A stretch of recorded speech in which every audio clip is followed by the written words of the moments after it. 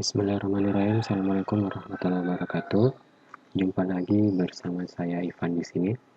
Pada video kali ini kita akan mempelajari terkait tentang bagaimana cara menyelesaikan kasus pada rangkaian listrik sederhana terkait tentang bagaimana cara kita menentukan nilai suatu tegangan dan atau arus dari beberapa hambatan atau resistor dari suatu rangkaian listrik sederhana. Oleh karena itu, di sini saya sudah berikan satu buah contoh. Jadi, kita memiliki suatu rangkaian seri paralel di sini, yang dimana R1 dan R2 itu dia tersusun secara paralel satu sama lain. Kemudian R1 dan R2 itu kemudian nanti dia akan seri dengan R3. Nah, tugas kita di sini adalah kita ingin mengetahui berapakah tegangan dan arus yang mengalir pada hambatan R1, R2, dan R3. Seperti pada video sebelumnya, kita ketahui bahwa hal pertama yang harus kita lakukan yakni kita harus mencari terlebih dahulu terkait hambatan ekivalen atau hambatan pengganti yang bisa mewakili nilai R1, R2, dan R3. Adapun apabila kita menyederhanakan terlebih dahulu resistor 1 dan resistor 2 yang tersusun secara paralel, maka akan kita peroleh hambatan pengganti yang sesuai untuk R1 dan R2 itu yakni sebesar 2 ohm. Kemudian RP ini dia akan seri dengan resistor yang ketiga yang bernilai 2 ohm. Oleh karena itu, hambatan penggantinya kita cukup menjumlahkan saja. Berarti R total lain merupakan penjumlahan antara RP dan R3 yakni sebesar 4 ohm.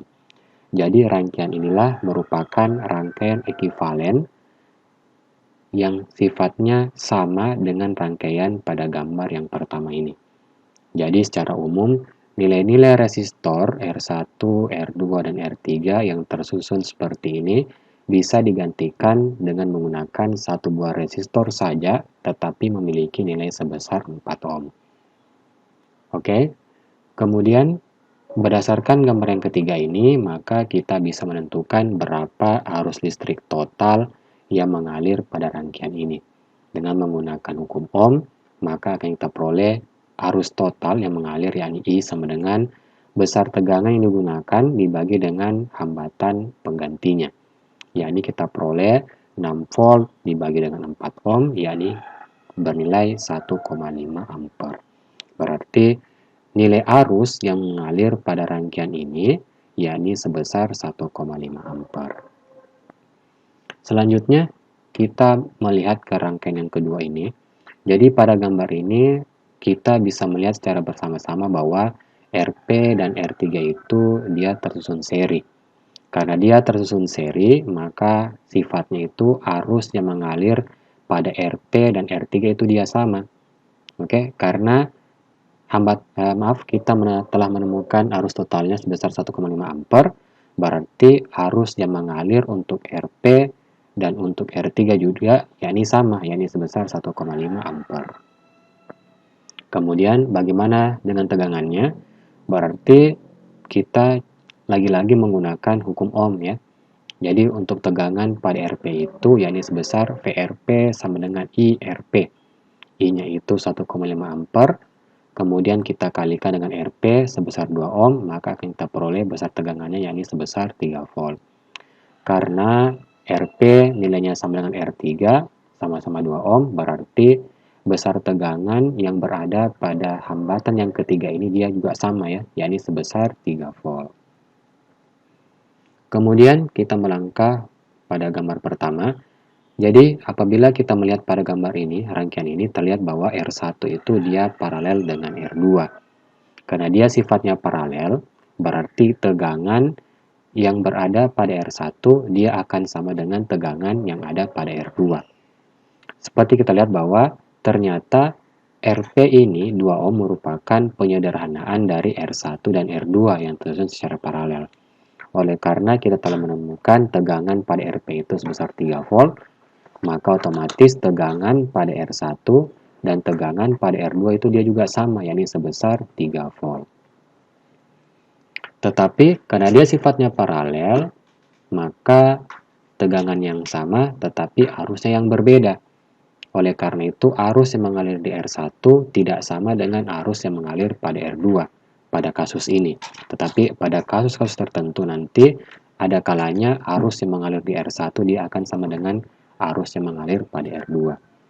Kita lihat pada R1, oke, dengan menggunakan hukum Ohm, maka kita peroleh arus yang mengalir pada R1 itu, yakni I1 sama dengan V1 dibagi dengan R1.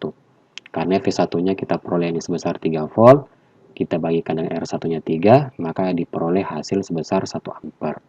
Kemudian arus yang mengalir pada R2 itu dengan cara yang sama, kita peroleh nilai sebesar I2 sama dengan V2 dibagi R2, atau 3 volt dibagi dengan 6 ohm, maka kita peroleh nilai sebesar 0,5 ampere. Kalau kita melihat hukum Kirchhoff pertama yang bisa kalian lihat pada video-video sebelumnya, bahwa arus yang masuk itu pada suatu titik percabangan harus sama dengan arus yang keluar. Oke, berarti karena arus totalnya sebesar 1,5 ampere, maka hasil penjumlahan arus yang mengalir pada R1 harus sama dengan arus total yang mengalir ya. Jadi IR1 harus sama dengan IR2. Oleh karena itu I1-nya 1 ampere, kemudian dijumlahkan dengan I2 0,5 ampere, berarti diperoleh arus yang keluar itu yakni sebesar 1,5 ampere, yakni sesuai dengan arus total yang mengalir pada rangkaian tersebut. Oke, kalau begitu sekian video singkat terkait tentang bagaimana cara menyelesaikan soal terkait menentukan nilai tegangan dan arus yang mengalir pada suatu hambatan. Jadi langkah-langkahnya itu kalian harus yang pertama menyederhanakan rangkaian tersebut, kemudian menemukan berapa arus totalnya, lalu kalian mengerjakan dengan menggunakan konsep rangkaian seri ataupun rangkaian paralel. Oke, kalau begitu sekian video singkat terkait tentang materi.